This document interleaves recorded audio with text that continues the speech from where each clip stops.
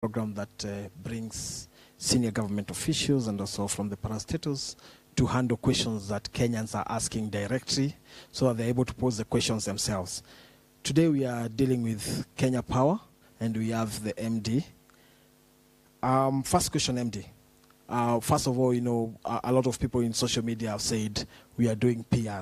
So I'll be very careful not to do PR. I'll pose the questions as they are posed.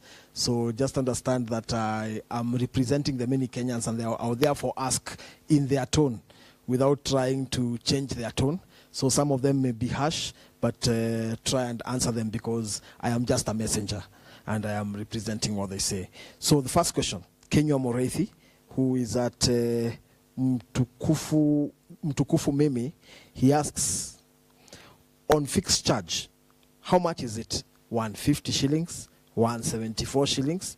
What is it for? How is it accounted for in your books? What does it bind KPLC to provide after receiving payment? Thank you very much. Thank you very much, Dennis. I think to answer Kenya's question, the fixed charge was 150 up to 2013. Thereafter, there was an introduction of 16% VAT, which took it to 174 shillings on a monthly basis. And this is mainly to cater for the services that we offer as an organization, including meter reading and carrying out the inspection of the meter. It is accounted for as revenues to Kenya Power. Okay, I'm still, just as on deck asks, today with 400 shillings, I get 18 units. After 2 weeks with the same amount, I get 21 units. Again, after 2 weeks, I get 21 units. Why can't I get the same units for the same amount? And actually, I also have the same question. Why is it that why is it not a standard cost for buying tokens? Why is it that I can buy with 400 shillings, I buy a certain amount at the start of the month, in the middle of the month that stops? Can't Kenya Power find a way of ensuring as long as I have 400 shillings, I get a certain amount of tokens? Thank you very much again, Dennis. I would want to believe Justus is a domestic customer, and if you look at the tariff structure that has been laid out by the regulator, ERC, the domestic tariff regime is such that it's stepped up. If you buy, say, we have a regime of between 0 and 50 units, 51 to 1,500, and above 1,500. If you buy tokens at the beginning of the month, there are certain cost elements that you'd have to meet first, and this is the fixed charge component.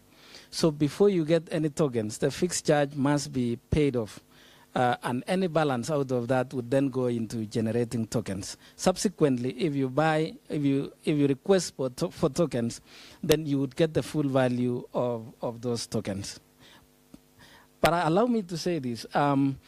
The other day when we had a press conference, you had the minister, the CS Energy, talking about, or giving 3 months to the regulator to relook at the entire structure, tariff structure. These are some of the elements that would be taken care of once the third period comes to an end and perhaps a new tariff regime is brought on board. Thank you. After the CS said that on Friday, how far are we? Are we waiting for the 3 months to lapse? Have we done anything at policy level? Are there meetings going on? When do we expect answers and action on that issue of standing charge? In all fairness, this is a process that had begun. Indeed, by the time the directive was being given, ERC were looking at modalities after receiving an application for tariff review from Kenya Power. One of the things that made me delay getting in here was sitting in a meeting at the ministry where this was being discussed. And we are optimistic that that tariff regime could even come ahead of time. That's good to hear. Now, there's a question from at Asamo, and it's also the same question by Jirma Abdi. So at Asamo and Jirma Abdi. So Asamo asks on his Twitter handle, when and how did third-party vendors, when and how were third-party vendors procured, and why at least 2 of them have been receiving preferential treatment from Kenya Power, including Marketing Vendit and Dynamo Digital Company Limited, over its own prepaid pay bill. Those remain serious but unanswered questions. And Jima Abdi on his Twitter handle asks, why do you have vendors that sell tokens at different rates from Kenya Power? The vendors came on board in 2010 after going through a procurement process. As an organization, we sought the necessary approvals from the board to bring vendors into our systems in 2009. And in 2010, we went out through an expression of interest and brought on board 15 number vendors, including banks that come to support our business. And this was essentially in an effort to bring down the cost of generating bills and dispatching the same to our customers. Just to give examples, if today, with a customer base on postpaid regime, 2.2 million customers, if we were still doing the BEVA bill, that would cost us close to 910 million shillings on an annual basis.